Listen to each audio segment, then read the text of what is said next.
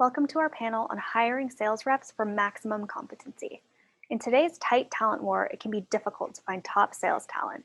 So I'm very excited to hear from our panelists today as they discuss how they're recruiting, hiring, and training sales reps for maximum competency. So I'd love for each of you to just go around, say your name, your company, a little bit about yourself. Ray, let's start with you. Great. Well, thanks. I appreciate the introduction. And again, my name is Ray Makela. I am a managing director at Sales Readiness Group.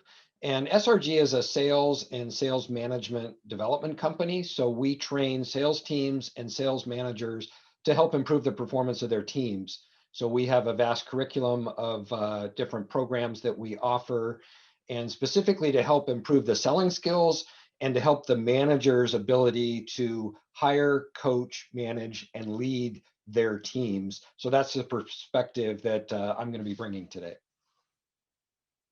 Fantastic. And Matt? Yeah, thanks for having me today. So I'm Matt Power. I'm the director of sales at Wrench.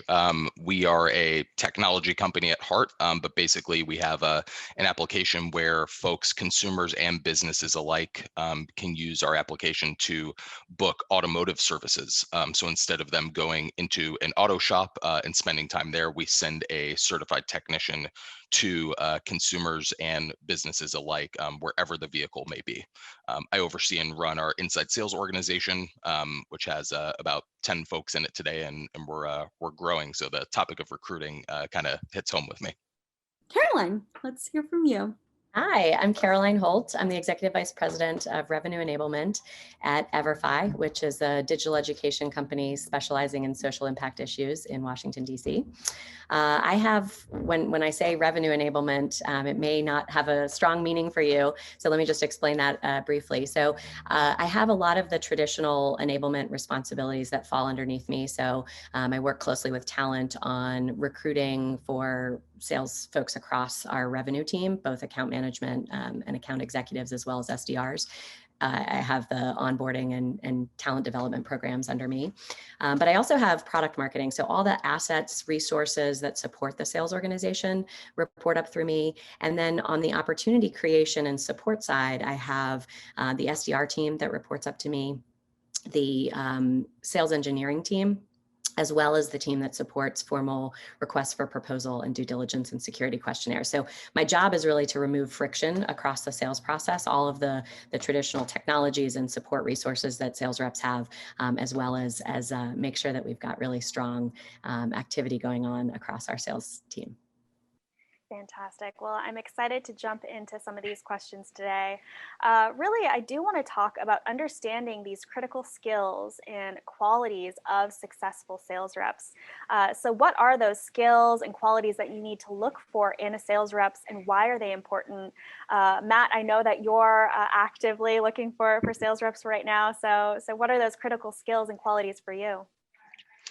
I think a lot of this has to do with what type of salesperson are you looking to hire? Are you hiring for a high velocity, more transactional sale, or are you hiring for a more enterprise style sale where there's typically a longer sales cycle?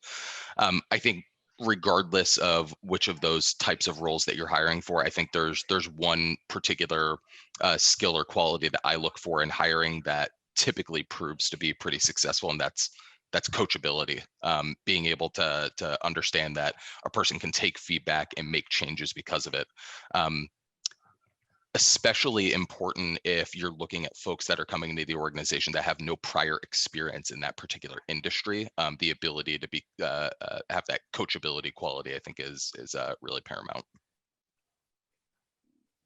So I've been in sales enablement essentially since 2004. So I've worked with many, many, many reps. And what, through both qualitative and quantitative impact, I've found is that reps meet or exceed their numbers. So we're talking about account executives and account managers, SDRs as well, but I'm speaking mostly for account executives and account managers.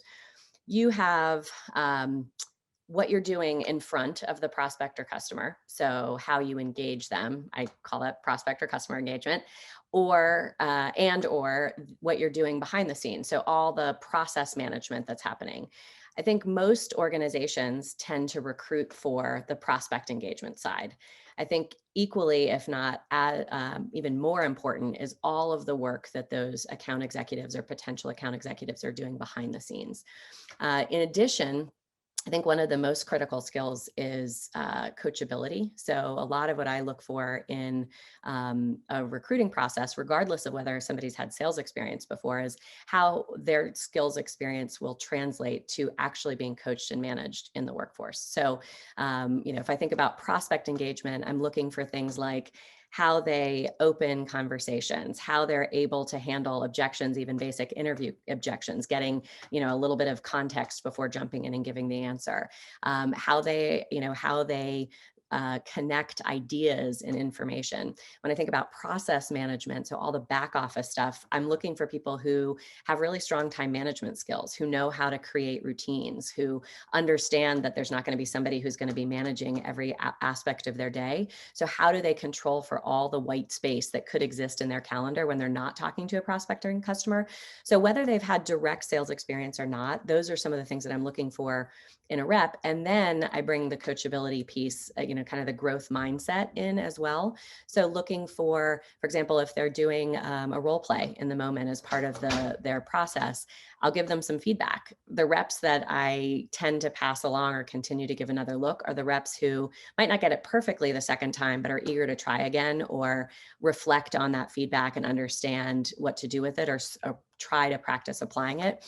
It's usually a pretty good indicator that they might be challenging to coach if they either react negatively to the feedback or they get a little bit defensive or they don't attempt to apply it at all and say, okay, I got it, but then they don't really take it to the next interview with them, or they don't take it later in that interview. And then I think just generally speaking, the values and mission of the organization that they're trying to serve. So understanding the sales process, understanding the values that are really critical to that organization's business. And so that's essentially at a high level, the big picture skills and capabilities I'm looking for in reps. Absolutely. And how do you determine whether or not a rep has those skills during the hiring process? Yeah, there's one tactic that I use during the hiring process to really get to the root of if this person's really coachable or not. I always ask if the rep can walk you through a time where they received critical feedback about handling a deal, and they can take that feedback with grace and demonstrate how it changed their style moving forward. I think that's a really good indicator that they possess like a great coachability quality. An exercise that I often ask is, hey, walk me through 1 to 2 deals that you worked where you got legitimate critical feedback from a leader. What was it? How did it change the way they think? And if those answers are in line and well thought out, I think it's likely a great indicator that they can be coached without conflict. Another exercise that I found to be successful is for a high velocity, like inside sales role, asking them to do kind of a mock cold call. Hey, we're gonna do a role play here, and if you can find a piece of feedback that you can give them just on that like 2 to 3 minute opening of a cold call and starting to get a conversation going, give them that feedback and then ask them to retry it again and see if they apply it and see what the reaction is. I think those are, from my point of view, usually really good indicators of whether or not they'll be receptive to feedback, which is obviously super critical in a sales function. Great. And Cassandra, if I could just build on that as well, because I think Matt's spot on that the first, as we talk about in our recruiting and selecting stars program, the first step is really to build that profile of what a great performer looks like in your organization. And that's not something you can just pull off of LinkedIn, right? You need to look at your top performers, your culture, what you're asking them to do, and think about the skills, the competencies, and behaviors that you're going to expect of that rep. And so that may be coachability, I think, is a fantastic one. There may be other things like, grit, or, are they a self-starter? Are they competitive?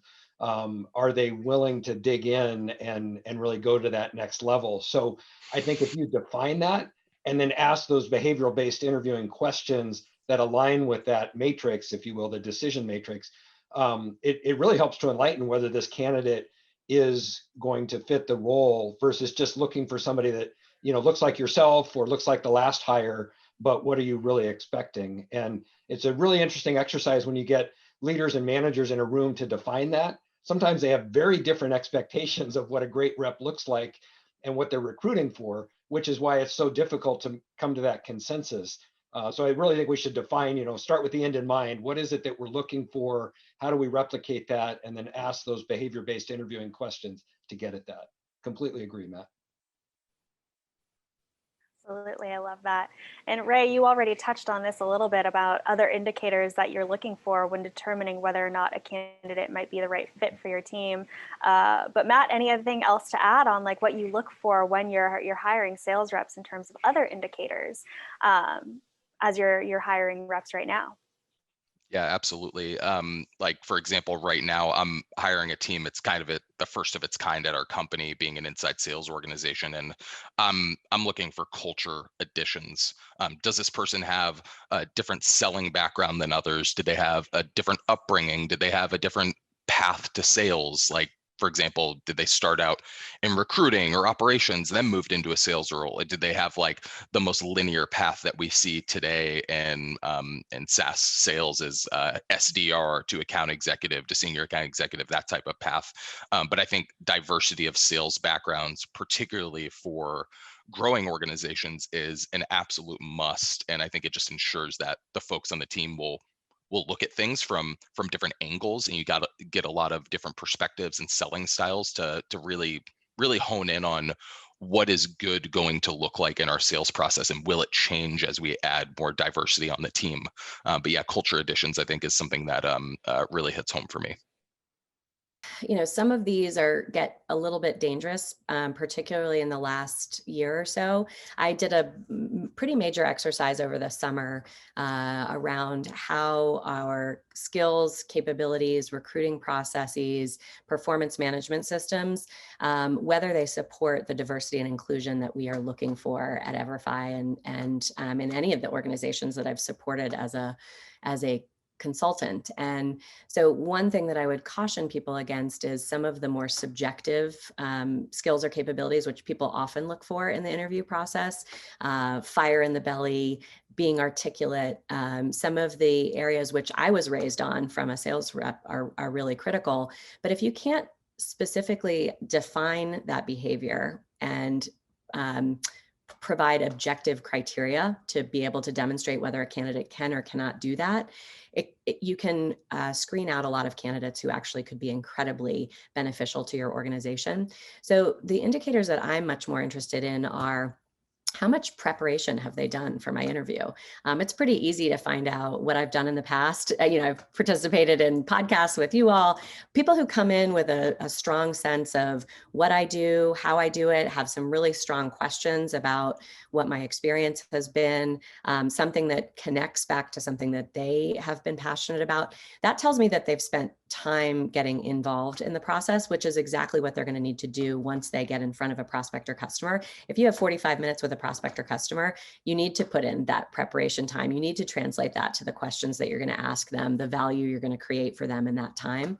So I look for a lot of those behaviors that they're exemplifying to prepare for the interview process, the way that they structure a thank you note. If they do, it's not required, but somebody who is thoughtful and reflective in their thank you note back that says, this is what I've learned from you. This is how I took the information that you provided and have thought about it since then. Something that tells me that they're taking their time, that they're interested in engaging. Somebody who's eager, or maybe not eager. I think there are very few people who are eager to role play, but people who are comfortable getting uncomfortable. That coachability piece is really important. So I don't tend to put somebody on the spot and say, hey, I'm going to role play this with you. What I like to do is give them some preparation in advance to say, this is the scenario you're walking into. You're going to be prepared to role play that, or increasingly sales reps do a lot through written communication. And so I like to have a writing prompt as part of their interview process. I want to see how well they prepare for that. And I give them specific boundaries. don't spend any more than 2 hours on this so that I can objectively measure across all candidates. But it gives me a sense of how strong can they connect their ideas and information with what they're trying to get across from the prospect. If everybody has the same prompt, we should be able to assess pretty quickly how well they are at getting uncomfortable, maybe getting a little outside of what they know because they don't know our products and services. So I like to look at those opportunities for kind of predictors a bit of how they're going to perform in not only a challenging role, but a role where they are going to get a lot of coaching, a lot of development, and need to be able to be a little bit resilient. Absolutely. And you also touched on this topic with coaching, and I really do want to expand on coaching and training sales reps to build upon these critical selling skills. So how can enablement really foster these critical skills to help new sales reps grow into top sellers? Ray, I'd love to hear from you on this one. Yeah, well, and I think it really builds on what we've been talking about, which is first having an idea of what a great rep looks like. So what do you expect them to do? And defining that onboarding process to say, well, we can't expect them to start as an experienced, proficient rep on your product. So what are the milestones along the way? So we need them to develop, even the elevator pitch, right? Can they understand and be able to demonstrate a good value proposition? And so what are those steps along the way? And then really developing a coaching plan. So we have a skills profile we use, and it just basically breaks down from booking the first meeting through closing the deal. What are those key skills and behaviors that you're looking for? And then what do you expect them to do at each stage? So probably starting at the top, can they make that call? Can they book the meeting? And can they, be able to support the company and the product appropriately? And then you can start to coach them on that. And you can either do recordings, you can have role plays, and as part of the onboarding, listening in as they start making calls on their own to give that constant feedback. We always say that your top coaching priority as a manager should be those new hires for the start, because you've got your top performers, your middle performers, your bottom performers. But regardless of that, you want to look at those new hires, give them the benefit of the doubt, and get them up to speed. So really defining what skills you need and the reasonable path to develop those skills, I think will help you both on the training and then on the reinforcement and coaching of those key skills. I think a lot of organizations confuse orientation, which is kind of drinking from the fire hose of everything about the company, everything about your products. And usually it's jammed into the first week that you're at an organization. That in my mind is not only in my mind, it's adult learning would say that adult learning theory would tell you that that is not the best way to bring somebody on board and make them successful. So taking a look at all of the skills that over the first 3 months a sales rep would need and making sure that you're pacing those out, spreading those out and giving them opportunities to apply that. So I have a program here that's about 12 weeks long, although most of it is occurring in the first 6 to 8 weeks. The first week is really the fundamentals of the organization and the products that person is going to be selling. And usually I start with one big product so that they can get certified on that and add more to their portfolio over time. But that first week is getting to know the organization. Certainly there's a talent orientation, but it's really by the end of that first week, I want them to be able to have a strong elevator pitch for my company. I want them to have a really solid foundation in what our solutions are across the business, but particularly the few that they are going to work on. Who are the personas that we go after? Why do we target those folks? What are the pain points of those people that we're targeting? How do we connect what we do from a pain points perspective with that organization or that individual's priorities? Who are some of the competitors that we bump up against, just at a really high level? So that's really week 1. Week 2 is when I start to introduce what sort of accounts they're going to go after. As soon as you give a rep accounts, they're going to be all over their accounts. They're going to be in Salesforce. They're going to be trying to figure out who has met with them, trying to schedule folks. So I actually try and wait until at least week 2 to give them an account list to start to work through. But once they have an account list, then they're in a position to understand, how do you use Salesforce to identify and research those prospects? What other tools do we have that help you research those prospects and come up with what I call a needs hypothesis, right? How do I figure out how to prioritize based on what I learned about who we go after and the types of accounts that are in our sweet spot? Who would you prioritize? So by the end of week 2, I want them to have a strong strategy about how they're going to approach their market. Week 3 is really all kind of a deep dive into learning to schedule. So I want to make sure whether they've been an SDR someplace else, whether they've been really effective at another place, I'd like to make sure that they can schedule for EVERFI. So we teach them how to schedule, how to use Groove, which is the outreach tool that we use from a top of the funnel perspective. We teach them how to write really well. We teach them how to engage over LinkedIn. We teach them how to engage over voicemail. And then by the end of that week, they are actually executing a discovery call. They're not executing the call itself. They're actually trying to schedule. So they will get an executive's phone number from our business, and they have 2 days to try and call that exec as many times as they can and get that person to schedule with them. Once they can do that for an internal exec, then I let them loose in the field to be able to do that with external executives that we're targeting. And then weeks 4 through 7 are really around executing an actual discovery call for that product or those solutions, and then learning to demo for that solution, and then ultimately learning to price and present a proposal for that solution, to negotiate, that sort of thing. What I've found is that most organizations start with the demo, and they usually start in week 1 or 2, but a rep doesn't have the pipeline to start to work against. And there's probably still a lot that they're overwhelmed by, which is why they often take a lot longer to actually be successful. So that was a really long-winded answer, but a little window into how I think about scaffolding for success, to make sure that you've got not only strong performers, but consistent performers over time who can be stand on their own and not need management coaching for their first 6 or 8 months in every single call. And what are some of those best practices for implementing effective training and coaching for new reps, especially in a virtual environment?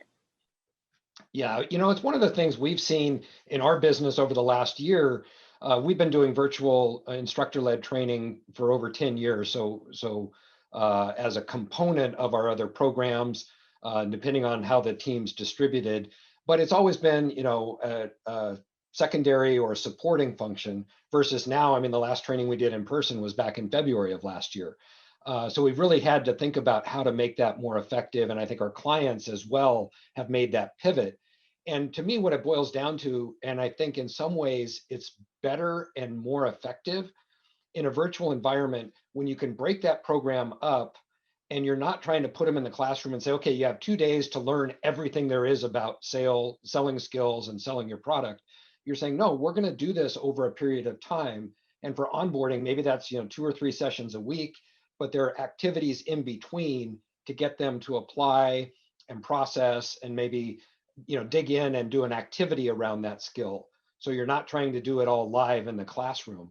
So I really think virtual now allows us to create that spaced learning and a blended environment where there's some classroom, there's self-paced work, maybe there are videos involved or individual assignments, so they can apply it and then come back together and demonstrate that skill, maybe in front of the group, and then you can coach them live. But I think that's actually a better way for adults to learn, as opposed to trying to drink from the fire hose, and you put them in a week-long onboarding and expect them to remember everything after that. And I see Matt nodding, and I'm sure he has experience or some thoughts on that as well. But yeah, I think we can space it out over time and actually make it more effective.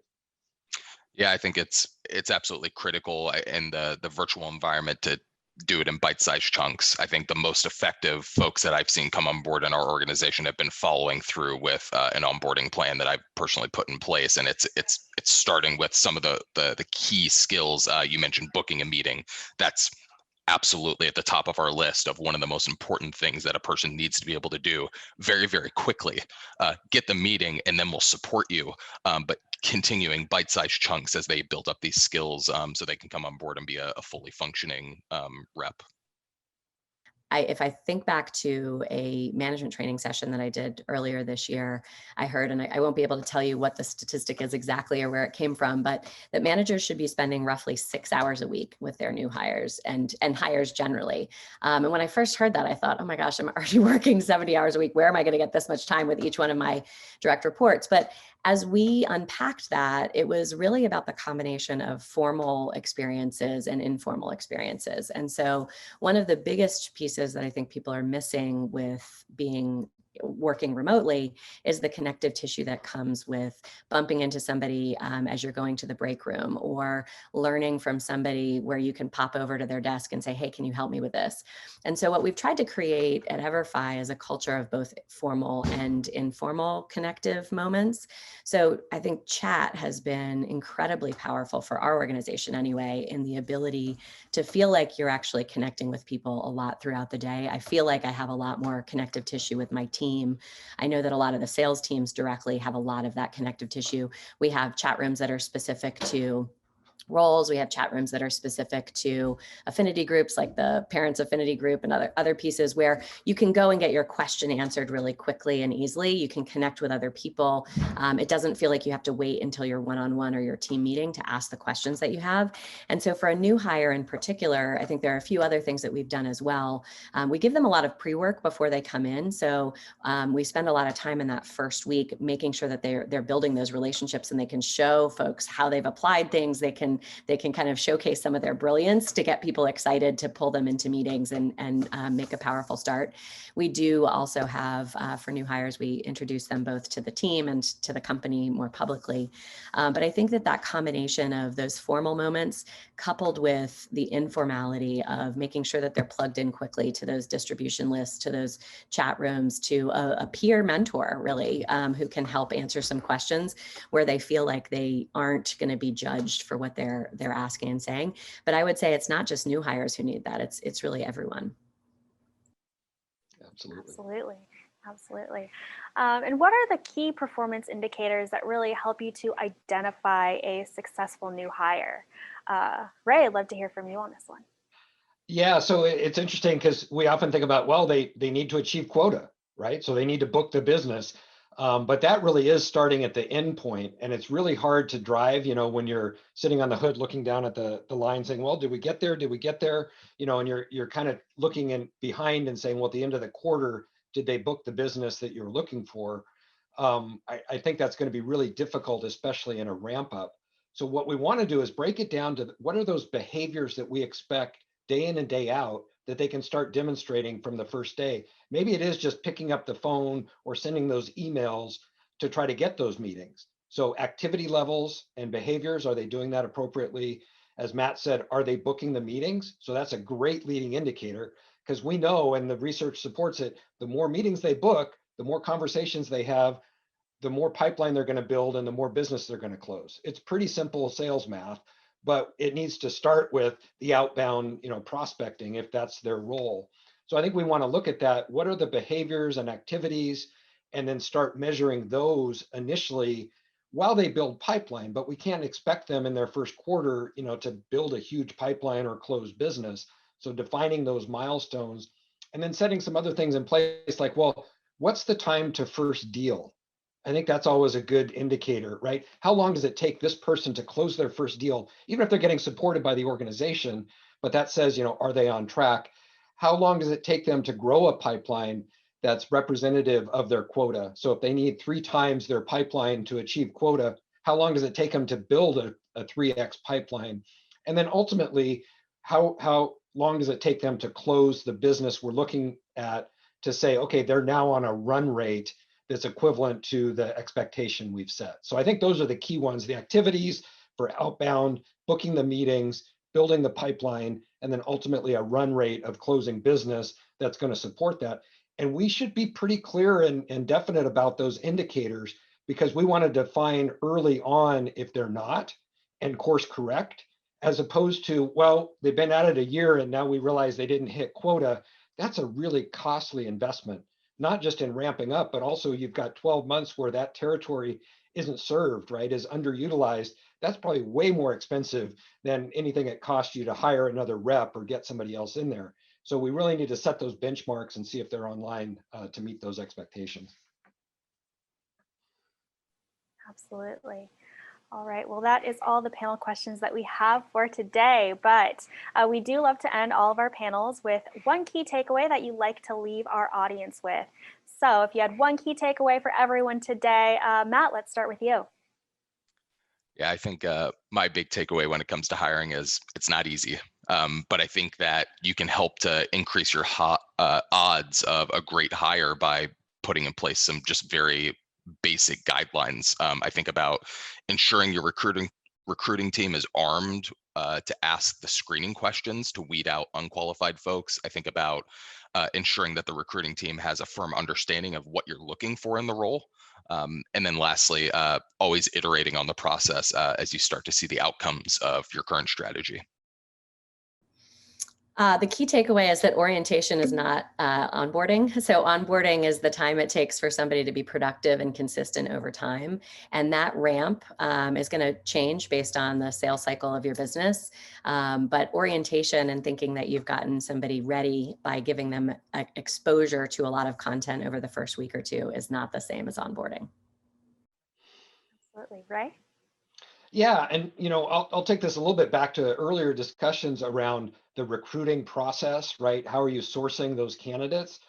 But we train frontline managers, and having sat in that chair and managing our team and hiring today, to me it boils down to, I think it's the frontline manager job to make sure they're building that team and getting those great resources on board. So I hate it when I hear the manager say, well, recruiting doesn't give us good candidates. And of course, recruiting saying, well, we give them to them and the managers don't act, or they don't hire the right people or whatever. Well, guess what? The manager's in one of the best positions to identify great talent. So going to your customers, going to your employees, going to your larger network, even going to your competitors, who's performing. What does that great skill set look like?